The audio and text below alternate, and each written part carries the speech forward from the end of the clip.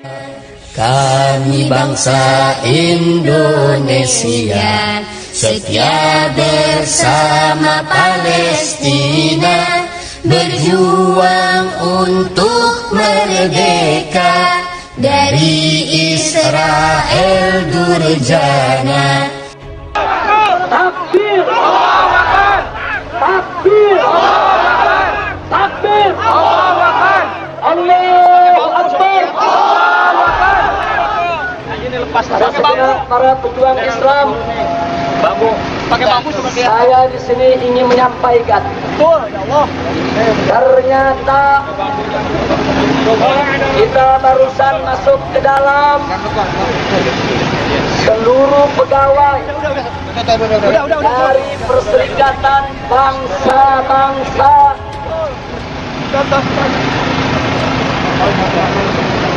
Tidak ada yang berani menerima delegasi.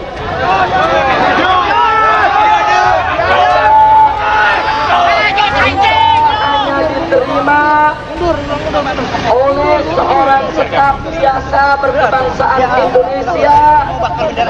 Itu pun diamanatkan oleh para pegawai di kantor perwakilan Perserikatan Bangsa-Bangsa, cukup untuk menerima delegasi di atas jembatan, di atas kali, di atas sungai. Jadi mereka ingin memperlakukan kita semua sebagai anjing-anjing jalanan. Saya mau tanya, yang anjing kita atau PBB? Anjing kita atau PBB? PBB!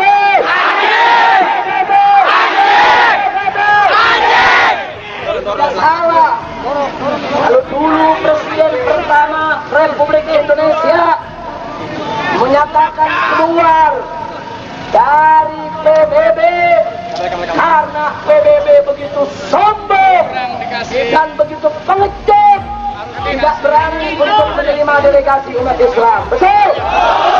Berarti apa yang diambil dulu oleh Bung Karno benar tidak? Bagus tidak? Karena itu saudara, melakukan Perserikatan Bangsa-Bangsa yang tidak beradab, yang tidak beretika, yang tidak bermoral.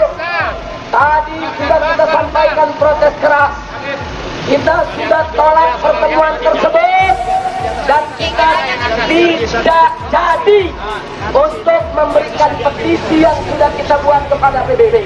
Karena kita umat Islam pantang dihina. Betul? Betul? Betul? Betul? Saya ingatkan kepada Perserikatan Bangsa-Bangsa, Anda sebagai perwakilan Perikatan Bangsa-Bangsa di dunia, semestinya Anda punya moral, Anda punya etika. Derita yang dialami warga Palestina karena agresi militer Israel menjadi satu hal yang disoroti ex-imam besar Front Pembela Islam Habib Rizik Syihab di balik jeruji penjara.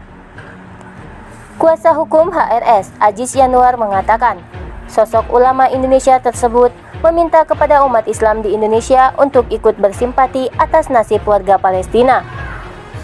Seruan IBHRS kepada umat Islam di tanah air, mari menggelar aksi bela Palestina, ujar Aziz Yanuar dalam keterangan tertulisnya kepada wartawan yang dikutip Selasa 18 Mei.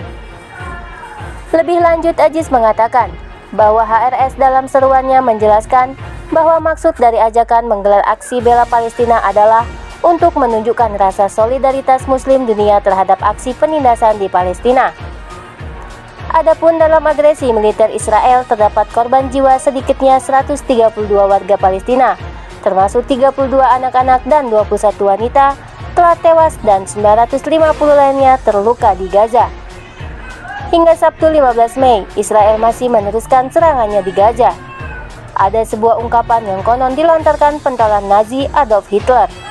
Kurang lebih perkataannya adalah, "It's konnte all die Juden in dieser Welt zu zerstören, aber ich lasse ein wenig Sollen sie herausfinden, warum ist sie getötet?" Bisa saja saya musnahkan semua Yahudi di dunia ini, tapi saya sisakan sedikit yang hidup agar kamu nantinya dapat mengetahui mengapa saya membunuh mereka. Benar atau tidak ucapan itu dilontarkan Hitler memang bukan menjadi persoalan, tapi ungkapan itu seolah-olah ingin menggambarkan betapa dahsyatnya bangsa Yahudi. Konon, ucapan yang dilontarkan itu dijadikan acuan bagi tentara Nazi untuk melakukan genosida kaum Yahudi di Eropa, meski hal ini masih jadi perdebatan. Namun terlepas benar atau tidaknya ungkapan itu, setidaknya kini semua manusia melihat dengan jelas bagaimana aksi brutal bangsa Yahudi, mulai dari pencaplokan tanah Palestina sejak tahun 1965 hingga pembantaian penduduk sipil di jalur Gaza dan sekitarnya. Teranyar, serangan udara Israel membombardir jalur Gaza pada Senin 17 Mei 2021, membuat lebih dari 200 orang tewas dalam seminggu, termasuk sedikitnya 58 anak-anak dan lebih dari 1.200 luka-luka. Perdana Menteri Israel Netanyahu dalam pidato yang disiarkan televisi pada Minggu 16 Mei 2021 mengatakan, upaya Israel melawan organisasi teroris terus berlanjut dengan kekuatan penuh dan akan butuh waktu untuk menyelesaikannya. Sebuah studi dilakukan Central Intelligence Agency atau CIA telah menimbulkan keraguan atas kelangsungan hidup Israel selama 20 tahun ke depan. Menurut penelitian tersebut, Israel akan tumbang dalam 20 tahun ke depan. Laporan CIA memprediksikan sebuah pergerakan yang tidak terhindarkan dari solusi dua negara ke solusi satu negara sebagai model yang paling layak berdasarkan prinsip-prinsip demokrasi dari kesetaraan penuh yang menumpahkan cacat apartheid kolonial yang membayangi, sementara memungkinkan kembalinya 1947, 1948, dan 1967 pengungsi, yang terakhir menjadi prasyarat untuk perdamaian yang berkelanjutan di wilayah tersebut. Dilansir dari Global Research yang ditulis pada 13 Maret 2009, studi tersebut yang telah tersedia hanya untuk sejumlah individu, memperkirakan lebih lanjut kembalinya sebuah pengungsi Palestina ke wilayah pendudukan dan eksodus 2 juta orang Israel yang akan pindah ke Amerika Serikat dalam 15 tahun ke depan.